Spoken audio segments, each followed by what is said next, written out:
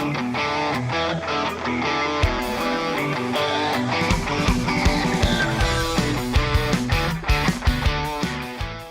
the world of John Wick, Ballerina is the latest John Wick spin-off film that stars Ana de Armas as Eve. At a young age, she witnesses her father's death and seeks refuge at the Ruska Roma, where she trains to become an assassin to enact her revenge. This film came at a great time, folks, because I've been needing these last couple days. Were kind of a weird week for me, especially with a couple things that happened in the 2 days prior to seeing this.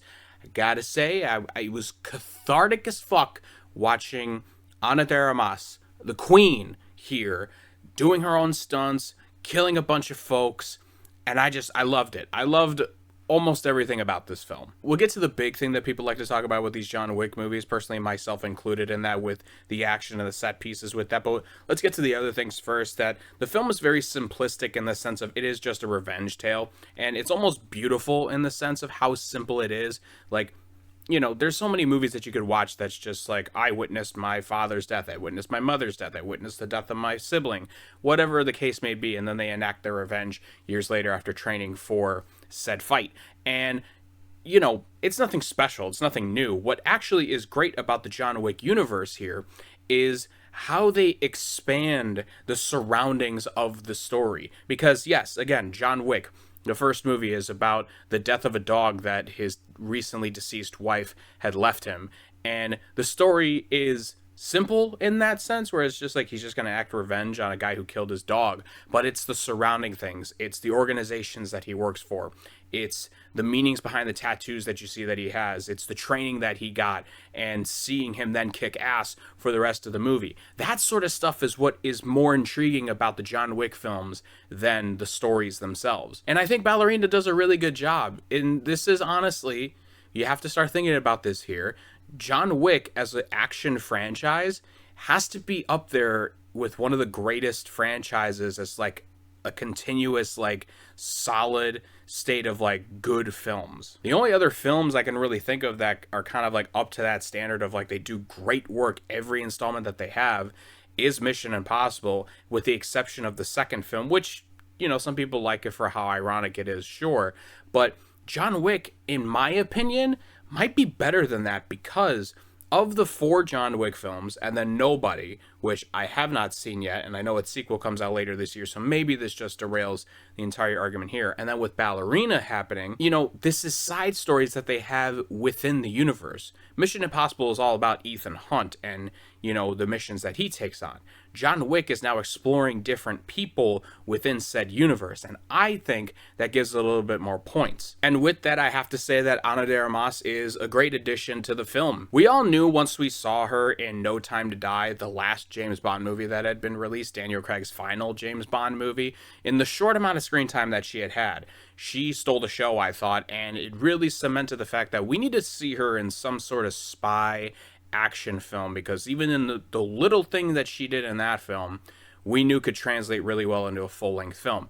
And Ballerina is a perfect example of why we were all correct, because she kicks major ass in this film. And with her character, it's explored early on in her training that it is noted that, like, you're a woman, and just so you know, you're going to be smaller than most of the people you're going to go up against. You're not going to be as fast. You're not going to be as strong. You have to think of ways to make the fight even for you in any means necessary. And I really enjoyed how they explored that. And I won't say she seems more creative than the character of John Wick, because we see John Wick kill people with a pencil at some point. So there's a little bit of creativity involved with his art form, but I think she does equally as good of a job here. She's fighting a bunch of people in like a kitchen area and like taping some things together to create weapons.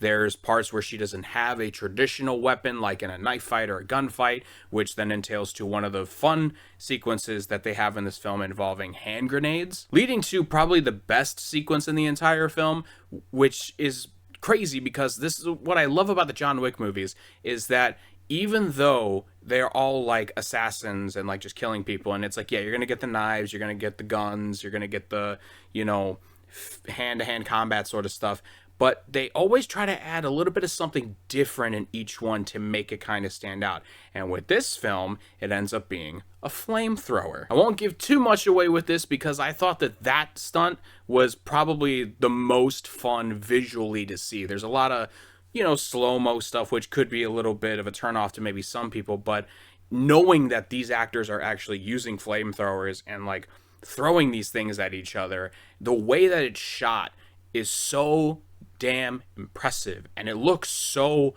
good. And I will say that there's a fight between these two flamethrowers towards the end of it where it almost feels like a Harry Potter fight where it's like these two different spells going at each other and they kind of like clash, and it's spoiled in the trailer, so like it's nothing crazy like that I'm saying here. It's like if you've seen the trailer, you know what I'm talking about. But like the flames and the water coming together from a fire hose, it was so fun. Like I saw that in the trailer and I was like, this movie's going to be good. There is no doubt in my mind that this film is going to be good after this sequence. But however, some slight negatives that you might have with Ballerina here is the story feels a little bit complex in parts where it doesn't need to be. It kind of just overdoes it at times, because yes, the revenge story here is good, and I like the slow burn at the beginning of the film. It takes a little while for her to like, you see her as like a kid, and then she grows up, and then she's in this organization, and then you see her do a couple of her first missions to really test herself before then it does a time jump and you see her as a more developed assassin at that point. But they throw in a twist at some point in this film and it kind of makes no sense. I remember when I was talking to myself on the way home from watching this, it kind of felt like the story wanted to interject like a shot of adrenaline to itself to be like, here's something else to think about with the story that we have going on here,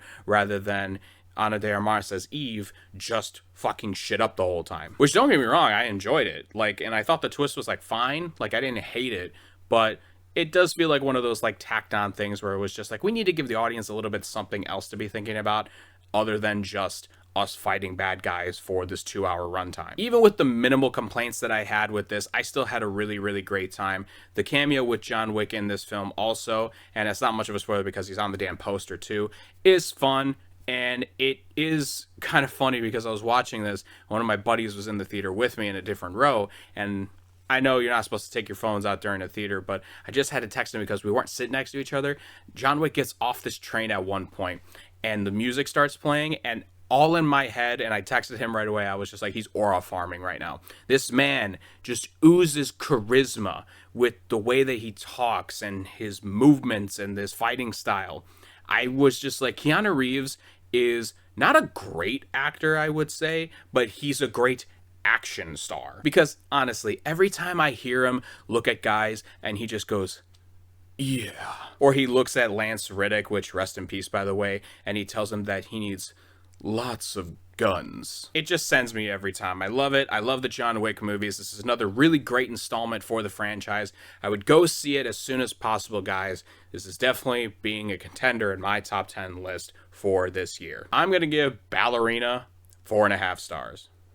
Thank you guys so much for watching. Look forward to more reviews very soon. You can check down the links down below where we have reviews and other sorts of fun things on Twitter, Instagram, and Letterboxd. Letterboxd is going to be used a little bit more for some of the stuff that I don't get around to doing, because there are some films that are coming out like in bulk throughout the year, because there's been multiple films that come out like, 2 films a time at a weekend, and sometimes I just don't have the time to either make a video on it on here or make a video on TikTok, so I might just throw a little review out there, or I might be throwing a review for an older film that I may not seen, and that list is on there as well. Anyways, guys, thank you so much for watching. Keep those cinemas alive, and I will talk to you all next time.